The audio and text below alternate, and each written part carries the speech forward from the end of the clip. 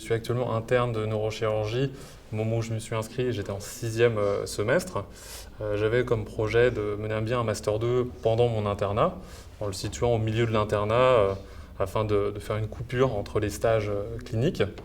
L'inscription au Master 2 sciences chirurgicales a été naturelle puisque mes collègues, mes prédécesseurs avaient choisi de s'inscrire à ce master qui est encadré notamment par Madame Emery et d'autres neurochirurgiens.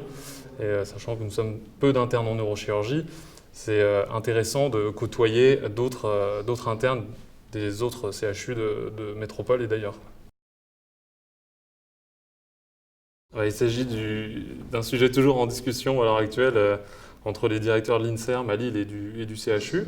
Déjà, dans une première étape, je dois terminer mon internat. Il me reste encore 2 ans d'internat. Et dans 1 an, on a prévu d'amorcer la thèse de sciences, qui est l'étape qui fait suite naturellement au Master 2.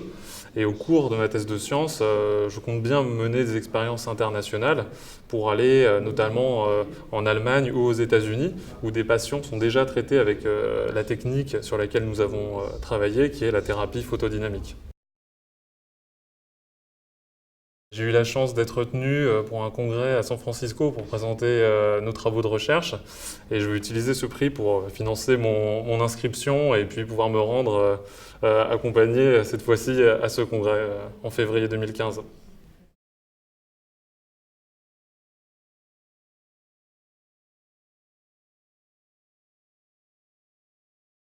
Tout d'abord, j'ai choisi d'exercer la médecine pour avoir un contact humain et pouvoir me rendre utile à mes concitoyens.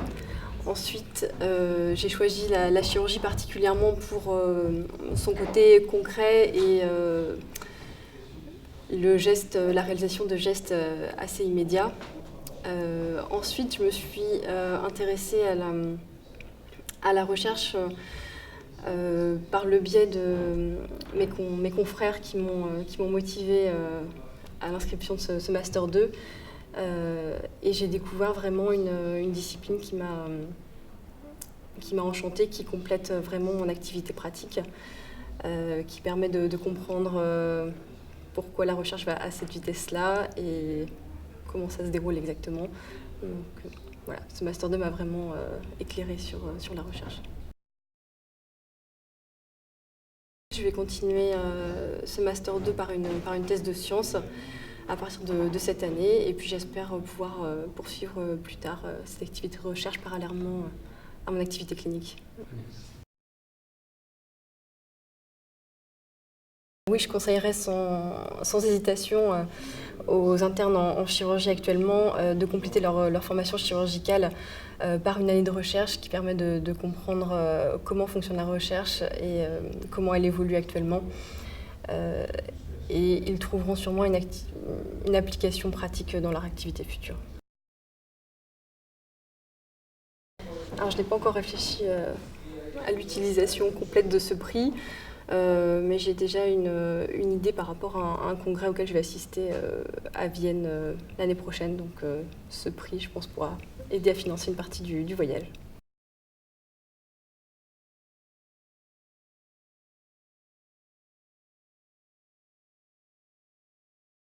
Donc j'ai choisi de m'orienter au cours de mes études en médecine vers la chirurgie pour mon internat parce que je trouvais que c'était une discipline qui permettait de mêler et une approche clinique et un travail technique avec les patients et de m'inscrire en master de recherche au cours de mon cursus en chirurgie parce que ça permettait de s'ouvrir et de mettre un pied dans la recherche scientifique qui est un pendant indispensable à notre activité clinique, je pense, et qu'on peut découvrir à ce moment-là. Oui, je pense, avec comme point important de choisir une équipe avec un sujet qui les motive et qui leur plaît, une équipe qui soit prête à les accueillir, mais dans ce cas-là, ça se passe très bien et c'est une année très intéressante et pendant laquelle on commence à appréhender ce qu'est la recherche scientifique et à faire des ponts entre ce qu'on voit tous les jours à l'hôpital et ce que peut être le travail dans un laboratoire. J'ai choisi de faire ce master dans le parcours 3R, parce que ça permettait de travailler sur, ça me permettait de travailler sur les maladies inflammatoires, puisque les thématiques de l'inflammation font partie du parcours 3R. Et c'est une thématique qui m'est chère, c'est aussi le sujet de ma thèse. Et ça a été, je l'ai pas mal côtoyé dans mes différents stages cliniques et ça m'intéressait particulièrement de travailler sur ce sujet. Alors, on a discuté d'une thèse de sciences, je ne sais pas encore selon quelle modalité et à quel moment de mon cursus, mais oui, c'est une forte possibilité, tout à fait. Je ne sais pas encore comment je vais utiliser ce prix.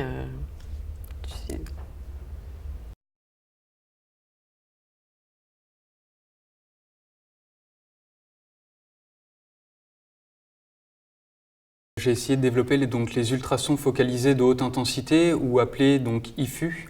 Donc ce sont des ondes mécaniques, des ondes ultrasonores, les mêmes que celles utilisées en échographie, mais en les faisant focaliser, on arrive à avoir justement une zone de focalisation, ce qui crée une élévation de température au sein des tissus et donc une destruction des cellules, les cellules ciblées au sein du volume qui correspond à ce point de focalisation. Je vais tout faire effectivement pour pouvoir poursuivre vers une thèse de science. Alors, ensuite se pose la question quand la réaliser. Je trouve que l'internat de chirurgie, le clinicat de chirurgie est quand même très prenant, demande beaucoup d'investissement, donc je pense que ce sera difficile de faire les deux en même temps, mais oui, probablement qu'à la fin du clinicat, je me lancerai dans une thèse de science et essayer de mener à bien ce projet et donc pouvoir porter les ultrasons focalisés dans le traitement du cancer du pancréas chez l'homme.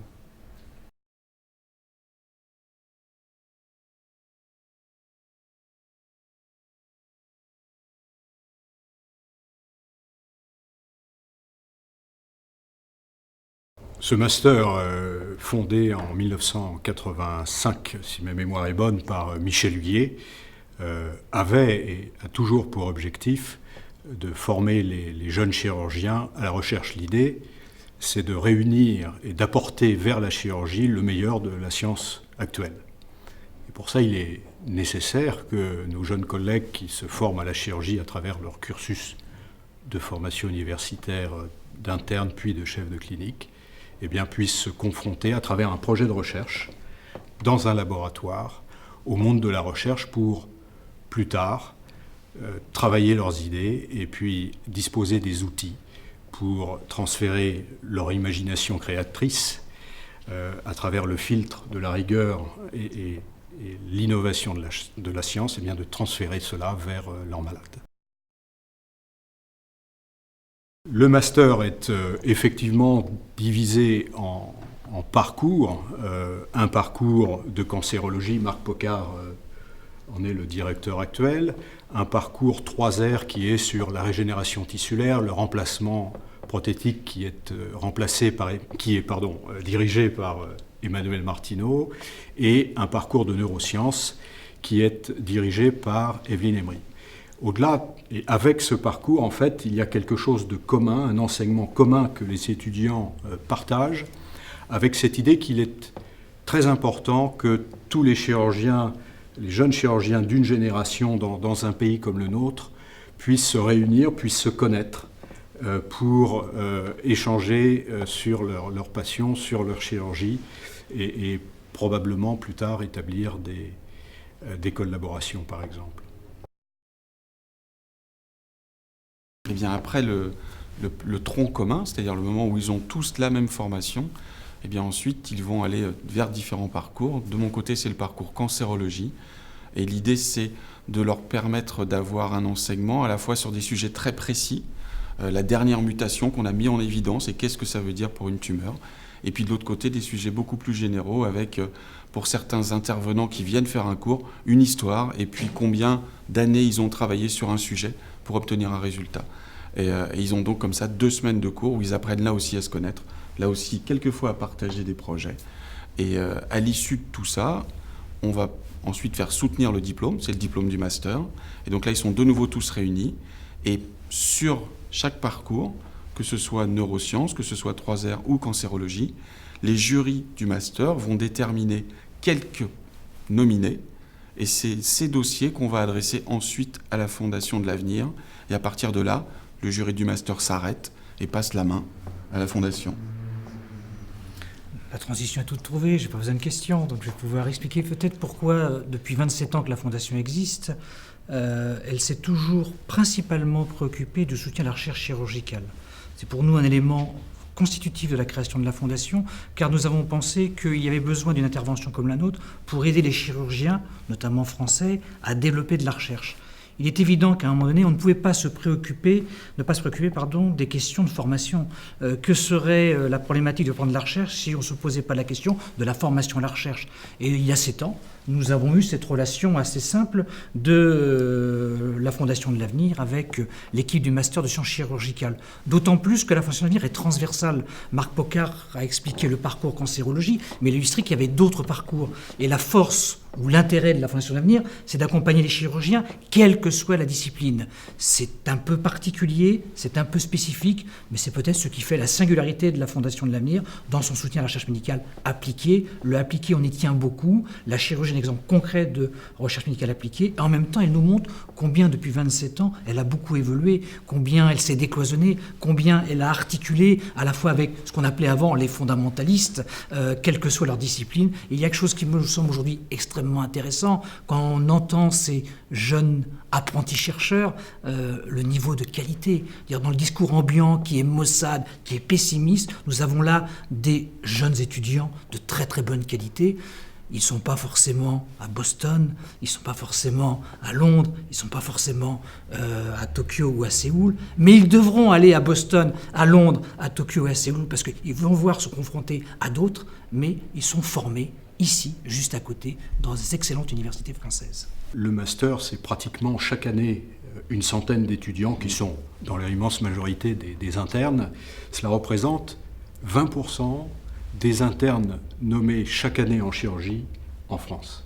Donc ça veut dire que 20% des jeunes chirurgiens portent un intérêt profond à la recherche, profond parce qu'ils vont ajouter à leurs 12-13 années de formation, ils vont rajouter une année de temps plein dans un laboratoire pour être capables de confronter leur expérience clinique avec la richesse du tissu de recherche. D'où l'idée de récompenser les meilleurs et de leur donner un prix.